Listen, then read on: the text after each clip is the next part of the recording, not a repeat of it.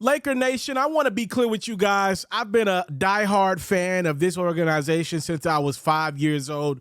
Let the record show that I'm 29, still in my 20s, might I add. I've been a Laker fan for 24 years. Rest in peace to the late, great. I don't think there's ever been a week where I've been more embarrassed to be a part of this franchise than right now.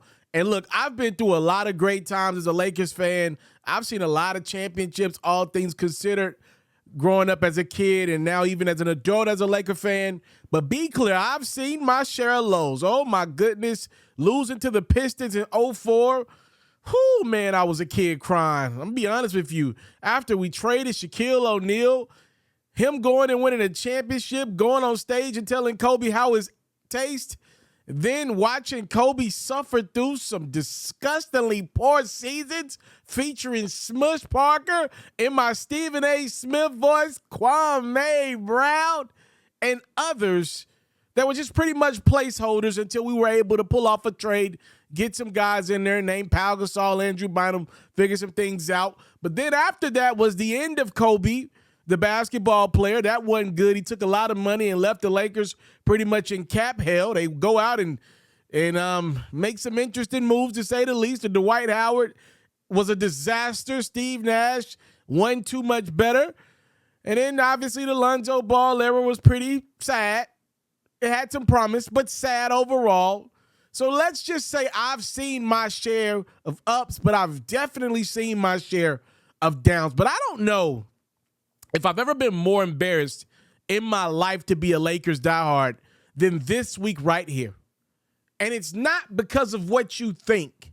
It's not because of the Los Angeles Lakers losing to the Denver Nuggets in the Western Conference Finals via sweep. I'm actually not as sad as you think. Around game 2, game 3, I said, you know what? Not even mad. Nikola Jokic, Jamal Murray, and the Denver Nuggets are just a better team right now. I know when a team is better than another team, when you're watching guys on your squad do all they can to get a stop, and no matter what, that one extra pass leads to a wide open three, and the team's knocking most of them down. When you see some of the off-balance shots that Jokic was making, when you see how Jamal Murray just took over game 2 with ease, when you see how productive LeBron was in game 4, you realize they were just a better team in Denver. They deserved that. Lakers competed pretty much in all 4 of those games, and the better team won all 4 of those games. That's it. I can live with that. That's not why I'm making this video. What has disgusted me is following the Lakers' loss to the Nuggets.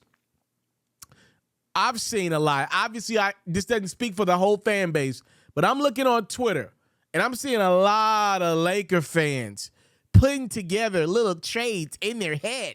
If we trade D'Angelo Russell, if we re-sign him, if we sign and trade him, Austin Reeves, and our 2029 first-round pick, we can acquire Kyrie Irving. If we just do this, if Jared Vanderbilt opts in, we can trade for Kyrie Irving. We will have another big 3. I'm like, are y'all serious right now? That's how we going out? The first thing that came to my mind was, y'all really want to do this again? Have y'all learned nothing from this past season? We can get Kyrie Irving with the 2029 first-round pick. He's been at every game. Y'all ain't learned nothing from this season, huh? Let me remind you what happened. The Lakers, a couple seasons ago, took a chance on Russell Westbrook. It was a colossal disaster from day one. The fans knew it. Everybody knew it but the Lakers. Russ and the Lakers don't work out. Never was a good on-the-court fit with LeBron James. At the deadline this year, Rob Pelinka finally steps up and makes moves that make sense. The Lakers become one of the hottest teams in the league. They literally flip what was an awful season around, get to the playoffs, pretty much dominate the play-in and first couple rounds of the playoffs. They get to the Western Conference Finals and lose to a great Denver team. All that flipped around the moment Russell Westbrook left that organization. And now y'all want to bring in another ball dominant, all about me, dramatic, never really won much point guard? That's what y'all want to do. Y'all ain't learned nothing from the last couple years from Kyrie Irving with Brooklyn, with Dallas, Russell Westbrook with the Lakers. Y'all ain't learned nothing. You do realize the Dallas Mavericks were in the Western Conference Finals last year, and they pretty much got swept. It was a gentleman's sweep to the Golden State Warriors, which pretty much cruised past them, pretty close to how the Denver Nuggets cruised past us, right? 4 games, 5 games, however you want to do it, tomato, tomato. At the end of the day, the Nuggets dominated the Lakers this year. The Warriors dominated the Mavericks last year. You do realize they traded Spencer Dinwiddie and Dorian Finney-Smith at the deadline this year, and from the day they got Kyrie Irving, they became one of the worst teams in the league. You do realize the day that we traded Russell Westbrook, we became one of the best teams in the league. I don't understand what's not adding up about this. This is not rocket science. I'm not that smart. As a matter of fact, in 9th grade, I hated biology. I couldn't wait to get done with that. When I got to college, University of Tennessee, shout out my Vols for life all across the nation. When I got to college, I was a pretty smart guy. You know what I tried to do? I tried to get a business minor. I was obviously majoring in sports journalism. I become one of the young greats in the game. Y'all know all that stuff. I went to college and got a sports journalism degree. I said, you know what I want to do? I want to make me a business out of this. I obviously never knew it would incorporate platforms like YouTube, Facebook. Well, we got over 600,000 followers combined. You know, y'all know the stuff. Y'all know the stuff. I didn't know that, but I was like, I want to get a business minor. You know what your boy did? I went on ratemyprofessor.com. I don't remember this gentleman's. Actually, I do. It just came to me just like that. I took a professor at the University of Tennessee. Shout out to Ken Baker was his name. Great man. 40-year-old guy, very energetic. He loved, I believe this was Economics 101. I took this dude. On Rate My Professor, this dude had a 4.8 rating. They said, look, if you want to get into owning your own business, you want to learn economics, this is your guy. He teaches the basic course of business economics. This guy's going to break it down to you easily. I took Ken Baker's course, and I barely got out of that bad boy with a C. You want to know what that told me? That told me I'm not good at collegiate math. Y'all want to know why I brought that up? I'm not doing like math at an elite level or rocket science at an elite level here. This is pretty basic stuff that I'm telling y'all. Okay, Kyrie Irving joins Dallas. They went to the Western Conference Finals last year. They didn't even make the play-in this year. Okay, Russell Westbrook leaves the Lakers. The Lakers go from a team that didn't make the play-in tournament last year to one of the best teams in the league this year once Brody's traded. This is not rocket science. The Lakers do not need to do a top-heavy team again. Have y'all not learned that? I don't know what's the end goal. I don't know what's going to be Denver right now. Let me be clear about that in the West. What I'm telling you is, clear as day, another drama-filled point guard is not the answer. That's all I'm saying. I'm not saying I know the answers right now, because if you want me to be truthful with y'all, this is a very tough offseason for the Lakers because their 2 stars are in very unique, specific places in their careers. Very unique. LeBron is fighting with Father Time, man. He's fighting. Sometimes you see greatness. Other times you're like, dang, this LeBron getting old. Like, I can't believe it. Prime example, game 4. First half, unreal. Unreal. Second half, like, man, Bron, like, you never used to do that back in, you know, so you can see, like, he's fighting with Father Time. He still looks the part. Still looks great. Still gives you those, I'm not just going to say glimpses, more than just glimpses. He still shows you for quarters. He's still at the quarter stage. But then quarters will one day become glimpses. And then obviously all we can do is just dream and think about the past of LeBron and how great he's been throughout his career. I don't know where you go with that. Because sometimes he looks great. Then obviously you see him slacking on defense in the regular season. He's just not going to play that hard. He also still makes over $40 million. Because at the end of the day, this dude's box office, he's still the face of the league. See, that's the interesting piece to the puzzle, right? Like, Kobe, y'all know that's my guy. At the end, I believe, you know, a lot of people say Kobe was never the face of the league. I don't agree with those people. I remember Kobe being the face of the league.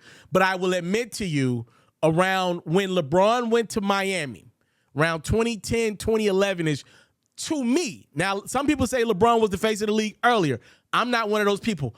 I believe LeBron became the face of the league the day he took his talent to South Beach. He became the most polarizing talking point. At that same time, if you remember, that was Kobe finishing up his last championship. So right around that time, to me, was when LeBron took the mantle from Kobe as the face of the NBA. That's what I believe, right? Kobe wasn't the face. The expectations were lower for him. He wasn't where LeBron is right now. Michael Jordan in his Wizards days, he was still great, but the NBA was kind of in a weird place. They were really trying to figure out who was going to be the next face. It was a lot of Allen Iverson, a lot of Shaquille O'Neal. You seen guys like a young Kobe Bryant, a young Tracy McGrady. It was a lot of pieces. Yao Ming was about to come in a year's time. There were a lot of things going on with the NBA. NBA was in a big transition space as Mike was heading out, really after that second retirement, when Mike left the Bulls after 6th ring. I don't think he ever became the face the way, again. So LeBron's in weird territory. And then Anthony Davis also in very unique territory. In theory, the team should be on his shoulders right now. In theory, LeBron should be a comfortable number 2. That's just not where we're at. And I'm not so sure we'll ever get there. If we ain't got there now and he's not getting any younger, ladies and gentlemen, we just saw Anthony Davis's healthiest stretch of basketball this year. Because I can't count the bubble year, right? Two reasons why I can't count the bubble year. AD got like 4 months off in the middle of the season. That's obviously unusual. It was the most unusual time in our country. Also, by the end of that championship run, a lot of people don't remember this, but I do.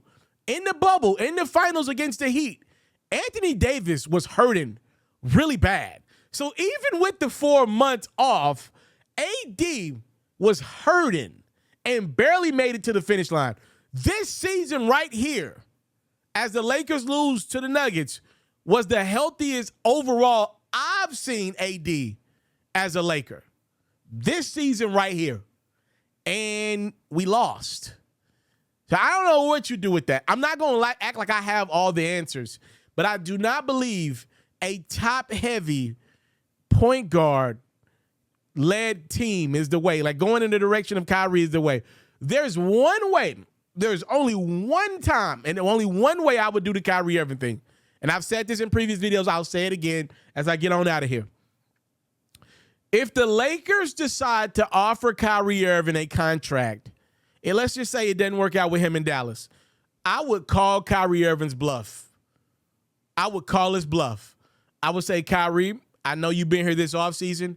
We don't believe there are a lot of teams interested in your services.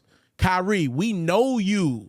You are a unique person. You are a he's a big celebrity. Like Kyrie's probably a bigger celebrity than he is a basketball player at this point. It's close. Like he's a big celebrity. A lot of people know Kyrie. My mom-in-law knows Kyrie. Like Kyrie's a big deal.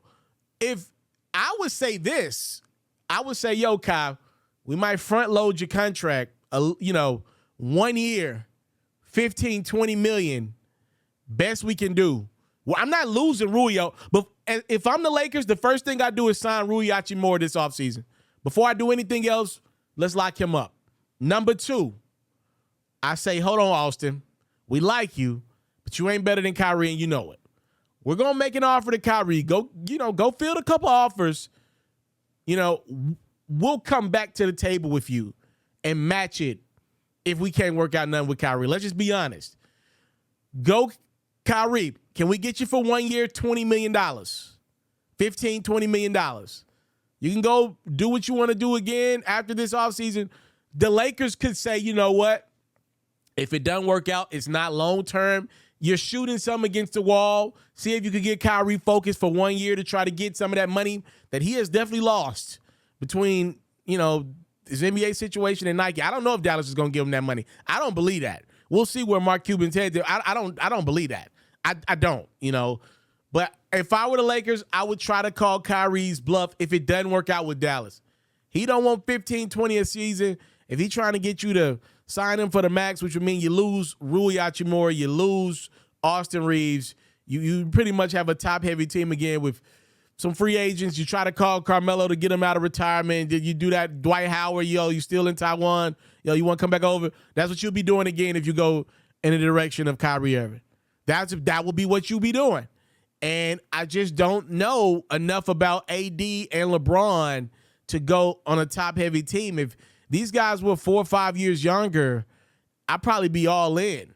I think I was kind of all in right before this playoff started on doing it, but well, before the Lakers went on the run the second half of the season. But, looking at this team and looking at how bad Jokic outplayed AD and looking at, where LeBron's at in his career, I don't know about that one, I wouldn't do it. I'm a guy that if I bang my head on the table, I ain't going to do it again. Now, I'm going to be mad at that moment. It's going to hurt. And I might even hit the table. Like, I love doing that. When I hit my foot on the wall, I go kick the wall like that's going to do something to the wall. But I'm not a guy that tries to make the same mistake twice. I try not to, at least. So y'all let me know. I wouldn't do it. Maybe you say different. I want to hear your opinions and thoughts and comments on this one in my comment section below. Time, love, and support your boy would never take for granted. Should the Lakers go get Kyrie Irving to create another top-heavy team? Let me know. I'm out.